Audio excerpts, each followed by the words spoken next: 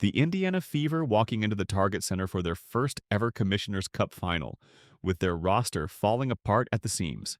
Caitlin Clark, their superstar sophomore who had been carrying this team all season, was sitting on the bench for the third straight game with a groin injury that just wouldn't heal.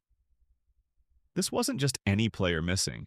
This was their leading scorer, their assist machine, the reason fans packed arenas across the country. With Caitlin and her status, just how did she look? How did she feel today during shoot-around?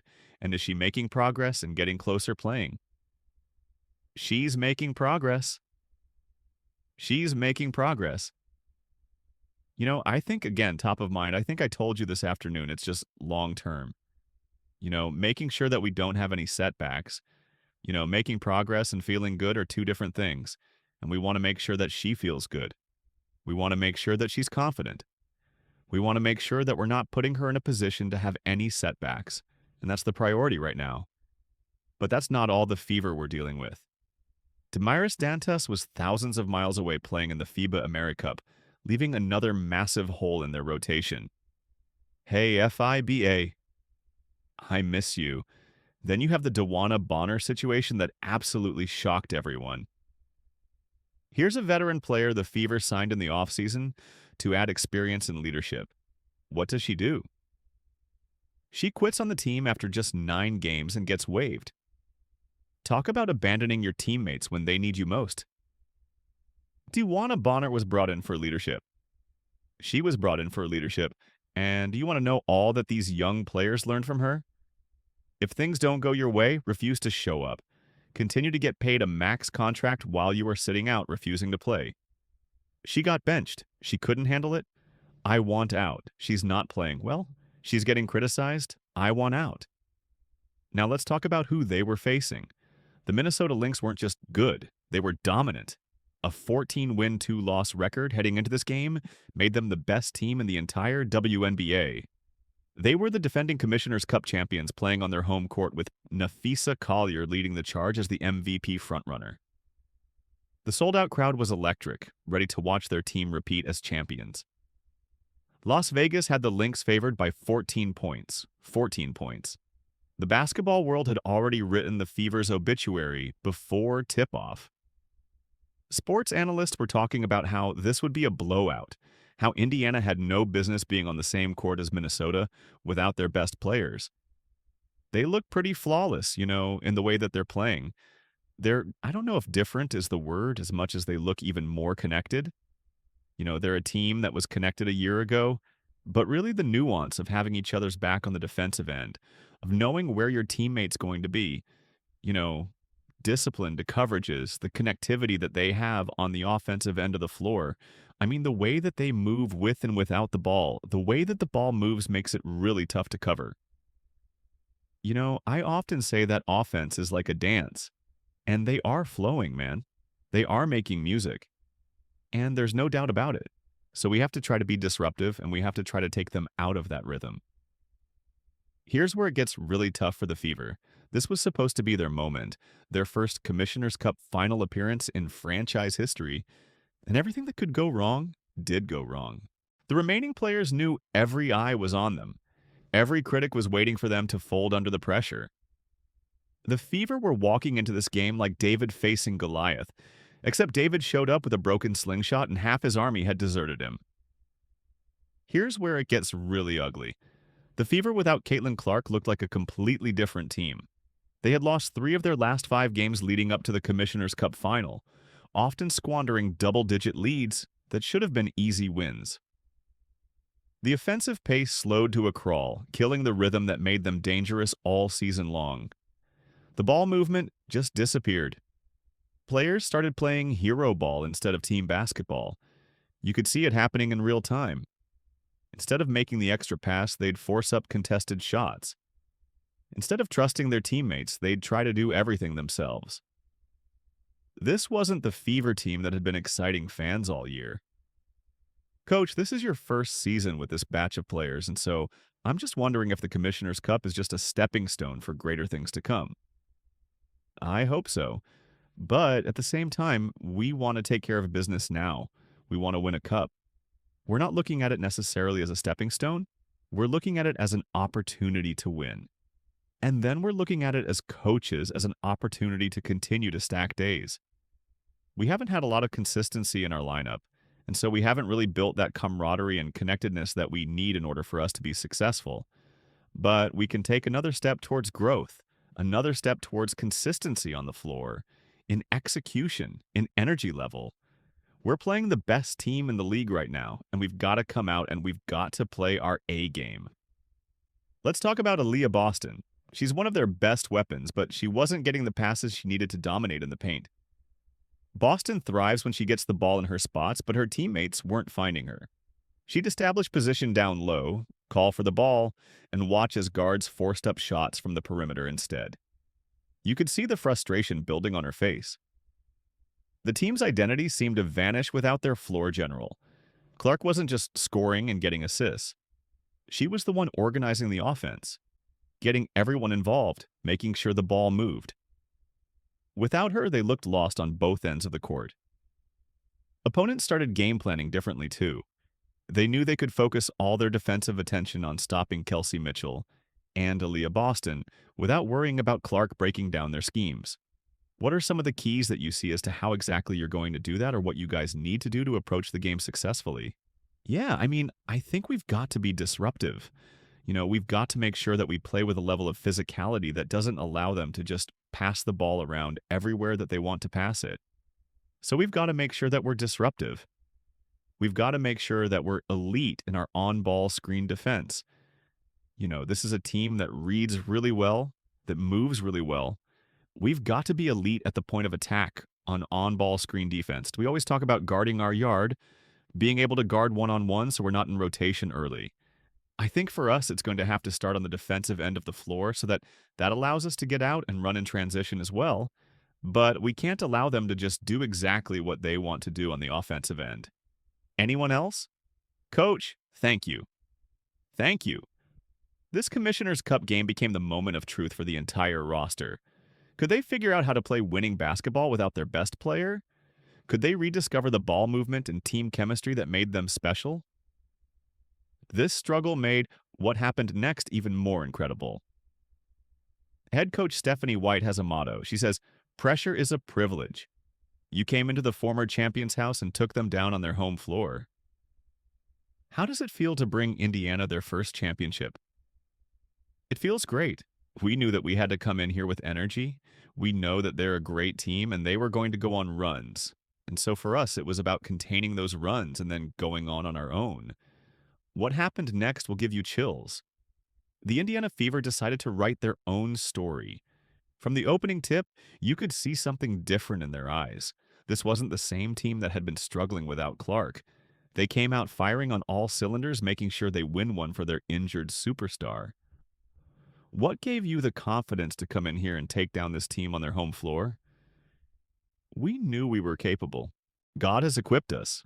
And so for us about coming here and doing what we know what to do, I think the entire game, Coach just continued to instill that confidence, continued to tell us, take it one possession at a time. And we did that. The game plan was obviously to wall off the paint against you and Tosh, but both of you guys finished with double-doubles. How did you guys get freed up? And for you especially, how'd you get going late in this game? It started with Tosh. Tosh, that entire first half, and even that entire game just really took it to them, made them have to guard, and so with her attacking from different angles, they had to space out a little bit. And that fourth quarter, I was able to score. And finally, Aaliyah, what are you going to do with your prize money? That's going to go to Belle. Congratulations, lady. Kelsey Mitchell stepped into the spotlight and absolutely took over when it mattered most. She drove to the basket in the first quarter against the Lynx, showing her offensive skills right away. Mitchell worked hard to get open from beyond the arc, shooting an incredible 41% from three-point range. Her ability to quickly get shots off became a weapon the Lynx couldn't stop. She wasn't forcing anything, just playing her game at the highest level. Corrales out to Cunningham in the corner, got the three. Indiana on top, but here's where it gets really exciting. Aaliyah Boston finally got the ball in her spots and dominated like everyone knew she could. She finished with a massive double-double, 12 points, 11 rebounds, and 6 assists. Boston matched up against All-Star Nafisa Collier and held her own. You could see the confidence building with every possession. After the game, Boston showed her leadership saying, "Everyone is important. I think everyone really played their role. We really handled that fourth quarter." Natasha Howard delivered an MVP-level performance that caught everyone off guard and changed the entire game. Howard earned Commissioner's Cup MVP honors with 16 points, 12 rebounds, 4 assists, and 2 steals. Howard finds it, cutting McDonald, easy deuce. Beautiful red by Natasha Howard and Arie McDonald. That opened up the three-point shot. Howard to steal. Open floor in front of her got the lay, Indiana battling. This crowd is quiet. Natasha Howard is a former Defensive Player of the Year, knows the ball is coming to Nafisa Collier, just gets that deflection, gets going in the open court, and it is all Indiana. In terms of the momentum in this game right now, this building is quiet. She went 8 for 8 from the free throw line, showing ice in her veins under pressure. Howard's defensive intensity was key. She guarded Nafisa Collier and limited her to tough shots while forcing 5 turnovers. Her performance was absolutely dominant when the Fever needed it most. It was a team effort tonight, but with 16 points, 12 rebounds, and 4 assists, your MVP is Natasha Howard. Sophie Cunningham brought the fire the team needed off the bench. She provided a significant spark with 13 points and 7 rebounds, including 3 three-pointers that helped the Fever rally from an early deficit. Cunningham's clutch performance had fans going wild. Gives it up to Mitchell. Mitchell over to Cunningham. Long range bottoms. Big time trifecta, Sophie Cunningham. Lexi Hull stepped up with huge contributions that proved she belongs on this stage. She wasn't going to let this opportunity slip away. New signing Arie McDonald made an immediate impact too, contributing 12 points and giving the team exactly the spark they needed. Her return to the roster couldn't have been more perfectly timed. Finds Hull beyond the arc and score. Holson with the trifecta. That's how you do it. Over to Cunningham, long-range bottoms. A joint effort across the board. Everyone on this roster did their part tonight. The team suddenly remembered how to play together and move the ball. 5 players scored in double figures, showing their balanced attack. The ball movement was crisp. The defense was suffocating. They held the Minnesota Lynx to just 39 points over the final 3 quarters and limited them to 34.9% shooting. You could feel the momentum shift when the crowd at Target Center roared back to life as the home team clawed back to within 7 and forced a timeout early in the fourth quarter. But the Fever responded immediately with 2 baskets by Boston and another by McDonald. They refused to allow Minnesota even the opportunity to get back into the game. The final moments showed a team with killer instinct. They closed out the victory 74-59, shocking the basketball world. The underdogs had done the impossible. They proved that heart and determination could overcome any obstacle. This wasn't just a win. It was a statement that would change everything. Coming into this, you talked about so much, hey, you got to have the right approach. Don't trick this off, have the focus. Take me inside that mindset of you guys coming into this game and how tonight was just a collective effort that got it done. I describe this entire experience as a gut check experience. And I mean that intentionally. I mean physically, mentally, psychologically. It was a gut check moment today. And I think for us, it was about making sure we won those moments that mattered. And I thought down the stretch of the game, we did an unbelievable job of just staying together, weathering the storm, and kind of utilizing what we needed to based on our schemes and our personnel from practice. And I thought down the stretch of the game, specifically, we bought in, all 5 of us, whoever was on the floor bought in. And I think you guys got to see that. But here's what really happened after the game. Caitlin Clark dropped 6 words that explained everything. Despite being sidelined with her groin injury, Clark remained a visible and supportive presence throughout the entire Commissioner's Cup final. She was on the sidelines cheering on her teammates, offering advice and staying completely engaged with every possession. The WNBA's social media account showed her focused demeanor, proving her dedication to the team's success, even while unable to play. Everyone wanted to hear what Clark would say about this incredible upset victory. The anticipation was building as cameras followed the team into the locker room for their celebration. What came next was pure gold.